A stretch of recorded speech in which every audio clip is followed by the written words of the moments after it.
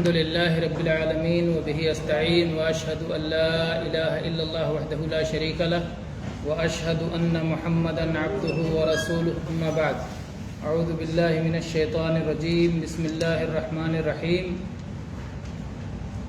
وَلَتَجِدَنَّهُمْ أَحْرَصَ النَّاسِ عَلَى حَيَاةٍ وَمِنَ الَّذِينَ أَشْرَكُوا يَوَدُّ أَحَدُهُمْ لَوْ يُعَمَّرُ أَلْفَ سَنَةٍ وَمَا هُوَ بِمُزَحْزِحِهِ مِنَ الْعَذَابِ أَنْ يُعَمَّرَ وَاللَّهُ بَصِيرٌ بِمَا يَعْمَلُونَ۔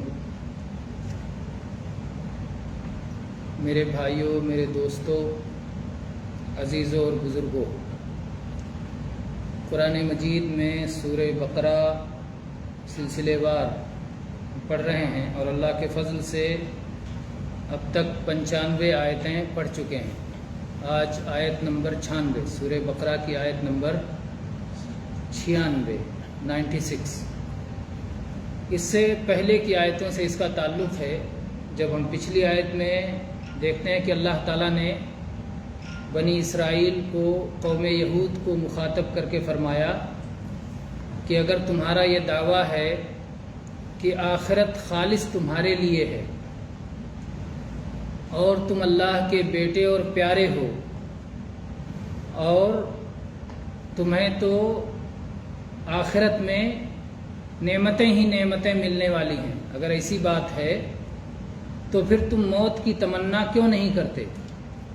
اور موت کی تمنا سے مراد بتایا گیا تھا کہ مباہلہ ہے، مباہلہ کی انہیں دعوت دی گئی تھی۔ مباہلہ کے معنی ہوتا ہے اللہ کے سامنے گڑ گڑانا، رونا، ابتحال اللہ، یعنی اللہ کے نبی صلی اللہ علیہ وسلم نے انہیں دعوت دی تھی کہ اگر تمہارا یہ کہنا ہے کہ تم ہی حق پر ہو اور محمد صلی اللہ علیہ وسلم حق پر نہیں ہیں تو تم اللہ سے دعا کرو، اور ہم بھی اللہ سے دعا کرتے ہیں کہ یا اللہ ہم میں سے جو حق پر ہے تو اسے فتح و نصرت عطا فرما، اور جو آدمی باطل پر ہے یا اللہ اسے ہلاک کر دے۔ دونوں رو رو کے اللہ سے یہ دعائیں کرتے ہیں۔ تو اس پر یہودی راضی نہیں ہوئے۔ اللہ تعالیٰ نے کہا کہ اور وہ یہ تمنا ہرگز نہیں کر سکتے کیونکہ انہیں اپنے ظلم کا پتہ ہے، اپنے اعمال کا پتہ ہے۔ اس کے بعد اللہ تعالیٰ نے یہ فرمایا کہ صرف اتنا ہی نہیں ہے کہ وہ موت کی تمنا نہیں کریں گے، بلکہ وَلَتَجِدَنَّهُمْ أَحْرَصَ النَّاسِ عَلَى حَيَاةٍ، بلکہ آپ ان کو پائیں گے کہ وہ کیسی بھی زندگی کے لیے تمام لوگوں سے زیادہ حریص ہیں۔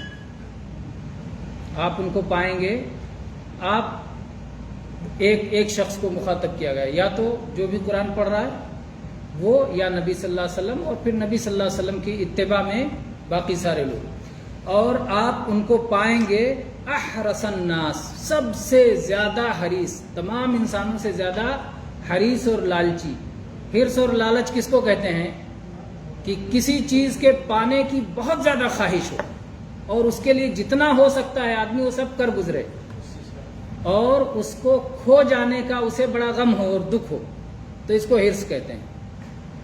اور نبی صلی اللہ علیہ وسلم نے اس حرص کا ہمیں حکم دیا ہے، احرص علی ما ينفعک واستعن باللہ ولا تعجز، جو بھی تمہارے لیے مفید ہے اس کے حریص بنو، یعنی اس کے لیے محنت کرو اور اس کے کھو جانے پر دکھ کا احساس کرو۔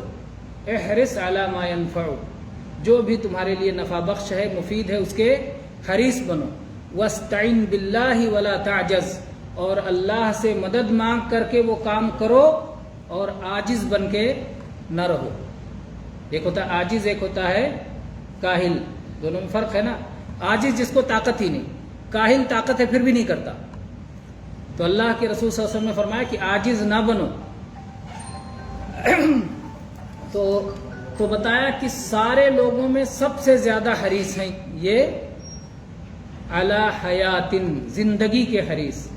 حیاتن نکرہ ہے، نکرہ جو اس میں اس لیے ہے کہ زندگی ہی نہیں، کیسی بھی زندگی ہو، اگر زندگی رہے، کیسی بھی زندگی ہو، ذلت والی زندگی ہو، غلامی کی زندگی ہو، رسوائی کی زندگی ہو، پریشانیوں کی زندگی ہو، لیکن زندگی رہے، یہ زندگی کے حریص ہیں۔ یہودیوں کے بارے میں یہ بات اللہ تعالیٰ نے فرمایا، اور فرمایا وَمِنَ الَّذِينَ أَشْرَكُوا، اور جو لوگ مشرک ہیں، ایمان والے نہیں ہیں، یہودی تو اہل کتاب ہے نا، یہ تو اللہ کی کتابوں پر ایمان رکھتے ہیں، نبیوں پر ایمان رکھتے ہیں، آخرت پر ایمان رکھتے ہیں۔ جو مشرک ہیں، کافر ہیں، جو مرنے کے بعد دوبارہ جینے پر ایمان نہیں رکھتے، وہ زندگی کے جتنے حریص ہو سکتے ہیں اس سے زیادہ یہودی ہیں۔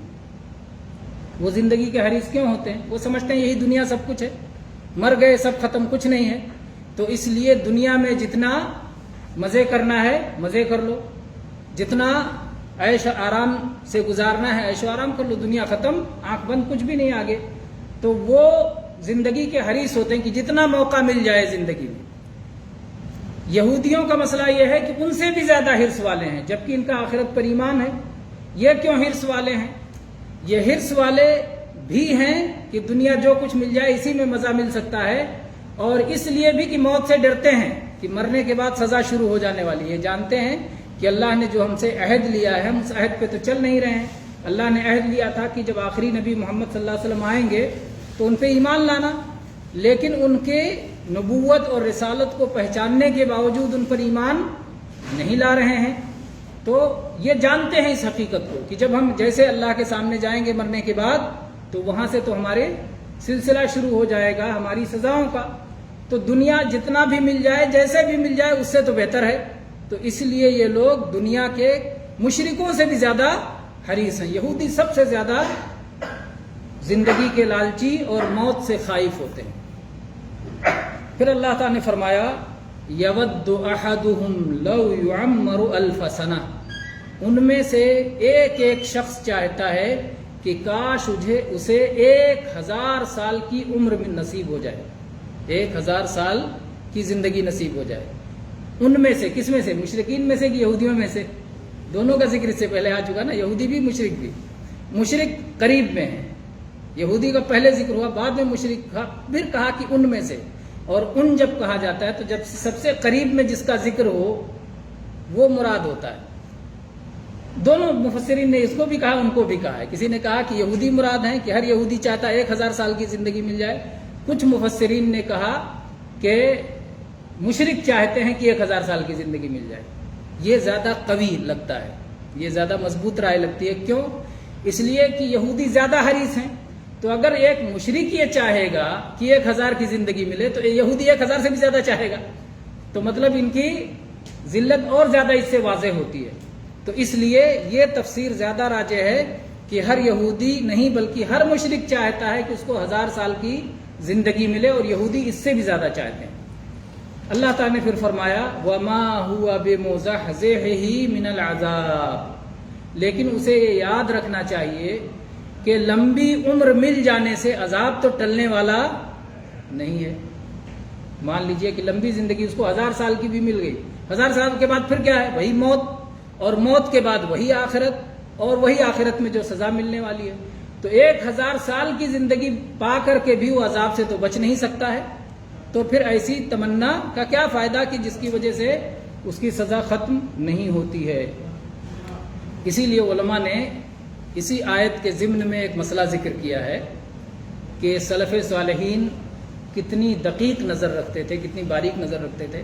امام احمد رحمہ اللہ نے فرمایا ہے کہ کسی کے لیے لمبی عمر کی دعا کرنا مکروہ ہے، اللہ تجھے لمبی عمر عطا فرمائے، یہ پسندیدہ نہیں ہے، کیونکہ صرف لمبی عمر ہو جانا یہ کوئی اچھی چیز نہیں ہے۔ حدیث میں آتا ہے کہ سب سے برا انسان وہ ہے جس کی لمبی عمر ہو اور کام برا ہو، کیونکہ جتنی لمبی عمر ہوگی اتنی اس کی برائیاں اس کے لیے مصیبت ہوں گی۔ اور اچھا انسان وہ ہے جس کی لمبی عمر ہو اور عمل اچھا ہو، تو اس کے یہاں نیکیاں زیادہ ہو جائیں گی۔ تو اس لیے اگر کسی کو دعا دینا ہو کہ اللہ تمہیں لمبی عمر دے تو اتنا ہی نہیں دعا دینا چاہیے، بلکہ یہ دعا دینی چاہیے کہ اللہ تمہیں نیکیوں والی لمبی عمر دے، اللہ تعالیٰ تمہیں فرما برداری کے ساتھ لمبی عمر دے، اللہ تعالیٰ تمہیں اسلام و ایمان پر قائم رہتے ہوئے لمبی عمر دے۔ اس طرح سے دعا کرنی چاہیے، صرف لمبی عمر کی دعا نہیں ہونی چاہیے۔ تو فرمایا وَمَا هُوَ بِمُزَحْزِحِهِ مِنَ الْعَذَابِ أَن يُعَمَّرَ، اور یہ چیز اسے عذاب سے بچانے والی نہیں ہے کہ اس کی عمر لمبی ہو جائے۔ وَاللَّهُ بَصِيرٌ بِمَا يَعْمَلُونَ، اور اللہ تعالیٰ دیکھ رہا ہے جو کچھ یہ عمل کرتے ہیں. صرف یہ ہی نہیں بلکہ جو شخص بھی جو عمل کرتا ہے سب کچھ اللہ کی نگاہ میں ہے، سب کچھ اللہ دیکھ رہا ہے، اللہ سے کوئی چیز چھپی ہوئی نہیں ہے. اس کے بعد میں پھر ایک نیا مضمون شروع ہو رہا ہے. اللہ تعالیٰ نے فرمایا قل من کان عدوا لجبریل فإنه نزله على قلبك بإذن الله مصدقا لما بين يديه وهدى وبشرى للمؤمنين.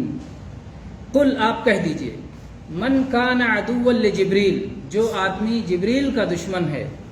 جبریل علیہ السلام جانتے ہیں فرشتوں کے سردار، نبیوں کے پاس وحی لینے والے. جو شخص جبریل کا دشمن ہے فَإِنَّهُ نَزَّلَهُ عَلَى قَلْبِكَ بِإِذْنِ اللَّهِ، تو جبریل ہی تو وہ ہیں جنہوں نے آپ کے دل پر قرآن اتارا ہے اللہ کے حکم سے. مُصَدِّقًا لِمَا بَيْنَ يَدَيْهِ، جو پچھلی کتابیں ہیں ان کتابوں کی یہ کتاب قرآن مجید تصدیق کرتی ہے. وَهُدًى وَبُشْرَى لِلْمُؤْمِنِينَ، اور ہدایت ہے اور خوشخبری ہے ایمان والوں کے لیے. یہاں پر کہا کہ جس کو جبریل سے دشمنی ہے، مسئلہ اصل میں یہ ہے کہ نبی کریم صلی اللہ علیہ وسلم کے پاس ایک بار یہودی آئے اور انہوں نے کہا کہ ہم کچھ سوال آپ سے کریں گے، آپ ان کے جواب دے دیجئے تو ہم مسلمان ہو جائیں گے. تو اللہ کے نبی نے کہا عہد کرو. انہوں نے کہا ٹھیک ہے ہم اس پر عہد کرتے ہیں، ہم مسلمان ہو جائیں گے. تو آپ نے سارے سوالوں کے جوابات دے دیے. اس کے بعد ان لوگوں نے کہا اچھا آخری سوال ایک اور بتا دیجئے کہ یہ جو علم آپ کے پاس آتا ہے، جو وحی آتی ہے، یہ کون آپ کے پاس لے کے آتا ہے، کون فرشتہ لے کے آتا ہے؟ تو آپ نے بتایا جبریل لے کے آتے ہیں. تو انہوں نے کہا جبریل تو یہودیوں کا دشمن ہے، وہ تو عذاب لے کے اترتے ہیں، اس لیے ہم اب نہیں مانیں گے، مسلمان نہیں ہوں گے، کیونکہ ہمارا دشمن آپ کے پاس وحی لے کے آتا ہے. تو اللہ تعالیٰ نے کہا کہ جو جبریل کا دشمن ہو تو وہ اپنے غصے سے مر جائے. جبریل تو وہ ہیں جن کی صفت یہ ہے کہ وہ اللہ کے حکم سے آپ پر وحی لے کے اترتے ہیں. تو ایک تو یہ کہا جا سکتا ہے کہ جو جبریل کا دشمن ہو اپنے غصے میں مر جائے. دوسرا یہ بھی کہا جا سکتا ہے کہ اب جو جبریل کا دشمن ہو تو جبریل علیہ السلام سے دشمنی کیوں، ان کا کیا قصور. یہ بھی محفوظ مانا جا سکتا ہے، محظوظ، کہ جو شخص جبریل علیہ السلام کا دشمن ہے تو اسے سمجھنا چاہیے کہ جبریل علیہ السلام کا قصور کیا ہے اور ان سے دشمنی کیوں رکھتا ہے. کیونکہ یہ اللہ نے نازل کیا ہے نبی صلی اللہ علیہ وسلم کے دل پر. جبریل علیہ السلام نے نبی صلی اللہ علیہ وسلم کے دل میں اسے نازل کیا ہے اللہ کے حکم سے. تو اگر وہ علم آیا ہے جبریل علیہ السلام لے کے آئے ہیں تو اللہ کے حکم سے لائے ہیں نا، اپنی طرف سے تھوڑی لائے ہیں. تو اگر تم کو جبریل سے دشمنی ہے تو پھر اللہ سے بھی اس کا مطلب دشمنی ہے، یا ہونا چاہیے تو اللہ سے دشمنی ہونی چاہیے. بھائی اگر ان کی یہ سوچ ہے کہ جبریل علیہ السلام کو وحی لانا تھا تو کسی اسرائیلی کے اوپر لاتے، یہ اسماعیلی کے اوپر کیوں لے آئے؟ نبی صلی اللہ علیہ وسلم بنو اسماعیل سے تھے اور وہ چاہتے تھے کہ ہم لوگ بنو اسحاق ہیں، بنو اسرائیل ہیں، تو بنو اسرائیل میں نبی آنا چاہیے. تو جبریل نے اٹھا کے بنو اسماعیل کو دے دیا. ان کی یہ سوچ تھی. جیسے کہ آج مسلمان فرقوں میں سے ایک فرقہ ہے جو کہتا ہے کہ علی رضی اللہ عنہ پہ وحی لانا تھا، جبریل علیہ السلام نے اٹھا کے محمد صلی اللہ علیہ وسلم کو دے دیا. یا تو شکلیں ملتی جلتی تھیں یا کچھ ان کے دل میں کچھ آ گیا تھا، نعوذ باللہ. وہ تو اللہ کے حکم سے کام کرتے ہیں، وہ کیا جانیں. فرشتے تو نافرمانی جانتے ہی نہیں، منمانی کرنا جانتے ہی نہیں، اللہ جو حکم دیتا وہی کرتے ہیں. تو اس طرح کی باتیں کرنے والے، یہ ساری باتیں کہاں سے آئی ہیں؟ یہودیوں سے آئی ہیں. یہودی یہ بات کہتے تھے. تو اللہ تعالیٰ نے کہا کہ جو شخص جبریل سے دشمنی رکھتا ہے تو اسے سمجھ لینا چاہیے کہ جبریل علیہ السلام کا کوئی قصور نہیں ہے. وہ انہوں نے تو آپ کے دل پر اللہ کے حکم سے وحی نازل کیا ہے. نازل کوئی چیز کہاں سے ہوتی ہے؟ اوپر سے. جبریل علیہ السلام کہاں سے وحی لاتے تھے؟ اوپر سے. اللہ اوپر ہے. بہت سارے لوگ کہتے ہیں اللہ ہر جگہ ہے. اس آیت سے بھی ان کا رد ہوتا ہے. اللہ اوپر ہے، اوپر سے اللہ نے وحی نازل کیا. اوپر سے جبریل علیہ السلام آتے تھے، قرآن اوپر سے اترا.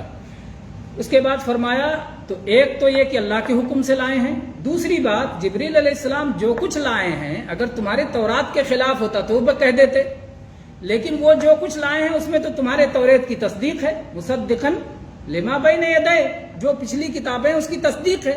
پھر ناراض ہونے کی کیا بات ہے؟ تو بھی تمہاری ناراضگی درست نہیں. وہدم، اور یہ راستے سے بھٹکانے والی کتاب نہیں ہے، یہ تو راستے پر لے جانے والی کتاب ہے، ہدایت اور رہنمائی ہے۔ وَبُشْرَى لِلْمُؤْمِنِينَ، اور اس میں ایمان لانے والوں کے لیے خوشخبری ہے۔ ایمان والے جب قرآن پاک پڑھتے ہیں تو خوش ہو جاتے ہیں، ان کی خوشی کی چیزیں اس میں ملتی رہتی ہیں کہ ایمان والوں کو اللہ کیا عطا کرنے والا ہے اس دنیا میں بھی اور مرنے کے بعد بھی، آخرت میں بھی۔ اسی بنیاد پر علماء نے ایک نقطہ ذکر کیا ہے کہ اگر ہم قرآن پڑھیں اور قرآن میں ایمان والوں کو ملنے والی نعمتوں کا ذکر پڑھیں اور خوش ہوں تو یہ ہمارے ایمان کی نشانی ہے۔ جتنا زیادہ ہمیں قرآن سے ہدایت ملے، قرآن سے خوشخبری ملے، یہ ہمارے ایمان کے بڑھے ہوئے ہونے کی نشانی ہے۔ اور جس قدر اس کے خلاف ہو، الٹا ہو کہ قرآن سے ہدایت نہ ملے، قرآن سے دوری ہو، قرآن سے خوش ہونے کے بجائے جو ہے دل میں کسی طرح کی نفرت ہو، کراہت ہو، عدم دلچسپی ہو، تو اسی حساب سے ایمان کم ہوگا یا پھر ختم ہو جائے گا۔ ایک آدمی کو پوری نفرت ہے قرآن سے تو پوری طرح وہ ایمان سے باہر، اور ایک کو تھوڑی تھوڑی نفرت ہے تو اسی حساب سے اس کا ایمان کم اور زیادہ ہوگا۔ یہ ایک طرح سے پیمانہ ہے، ناپ سکتے ہیں۔ بہت سارے لوگوں نے اپنی کتابیں بنا رکھی ہیں، اس میں وہ زیادہ خوش ہوتے ہیں اور قرآن پڑھ کے ان کو وہ خوشی نصیب نہیں ہوتی، تو یہ ایک طرح سے قابل غور ہے ان کے لیے۔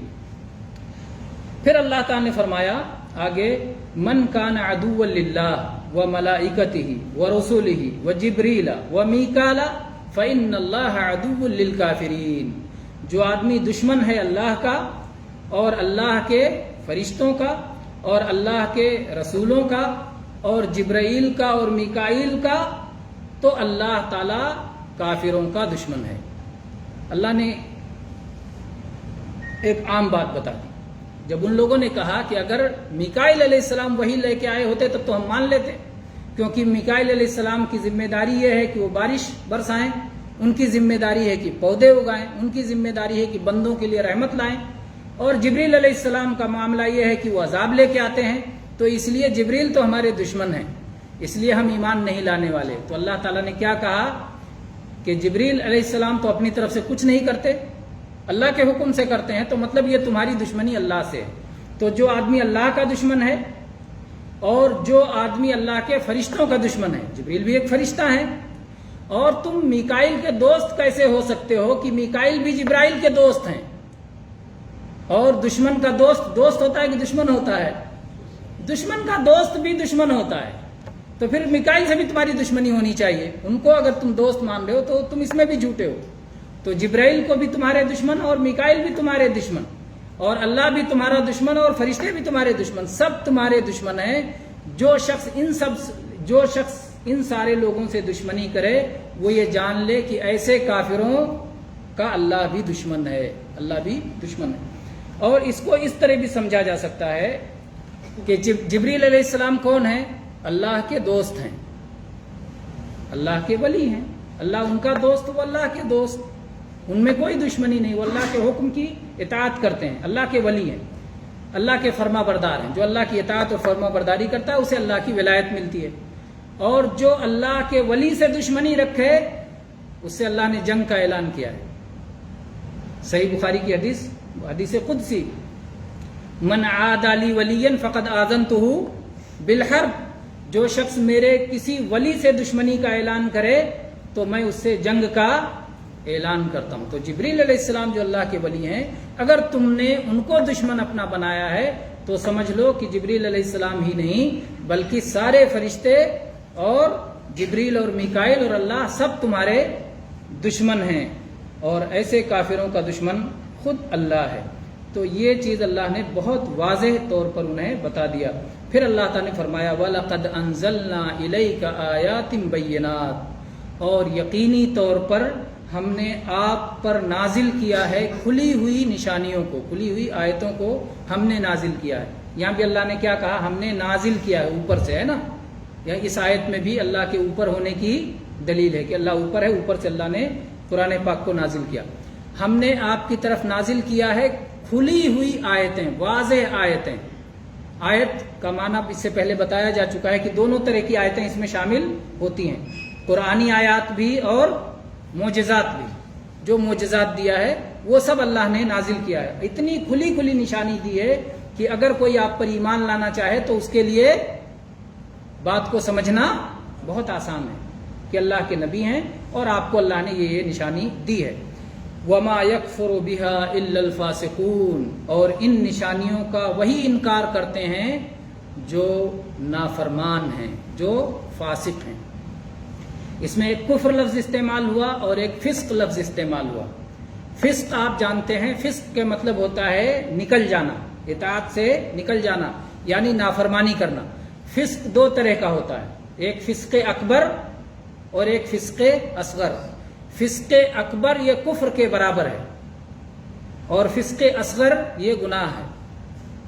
تو اسی لیے جو کبیرہ گناہ کا ارتکاب کرتے ہیں ان کو کیا کہتے ہیں؟ فاسق و فاجر. کبیرہ گناہ کا مرتکب ہوتا ہے وہ کافر نہیں ہوتا، کیونکہ کبیرہ گناہ سے کوئی کافر نہیں ہوتا. اور کہیں کہیں فاسق کافر کے معنی میں بھی آتا ہے، جیسے کہ یہاں اس آیت میں ہے کہ اللہ نے کہا کہ جو فاسق ہوتے ہیں وہی کافر ہوتے ہیں، یعنی فسق اکبر کرنے والے. اور یہی معاملہ کفر کا ہے. کفر بھی کفر اکبر ہوتا ہے اور کفر اصغر. گناہوں کو کفر اصغر کہا جاتا ہے کہ وہ کفر اکبر کا دروازہ ہے یا کفر اکبر کا راستہ ہے. کفر اکبر میں آدمی پڑ گیا تو دائرے اسلام سے باہر نکل گیا، لیکن اگر کفر اصغر اس سے ہو گیا تو وہ دائرے اسلام سے باہر نہیں ہوتا ہے. تو یہاں کفر اور فسق کا لفظ کفر اکبر اور فسق اکبر کے لیے استعمال ہوا ہے. یہ چیز سمجھنے کی ضرورت ہے. تو اللہ تعالیٰ نے فرمایا کہ جو بدکار ہوتے ہیں، نافرمان ہوتے ہیں، متکبر ہوتے ہیں، اکڑتے ہیں، وہی اللہ کی آیتوں کا انکار کرتے ہیں، ورنہ حق کو سمجھ کر کے اللہ کی آیتوں پر ایمان لے آتے ہیں. پھر اس کے بعد میں یہودیوں کی اور جو ان کے برے طریقے رہے ہیں اور بدعمالیاں رہی ہیں، اللہ نے آگے ان کا بھی ذکر کیا ہے. انشاءاللہ اگلے دروس میں ہم ان کا بھی ذکر کریں گے. آج اسی پر اکتفا کرتے ہیں. وآخر دعوانا ان الحمد للہ رب العالمین وصلی اللہ علی نبینا وسلم.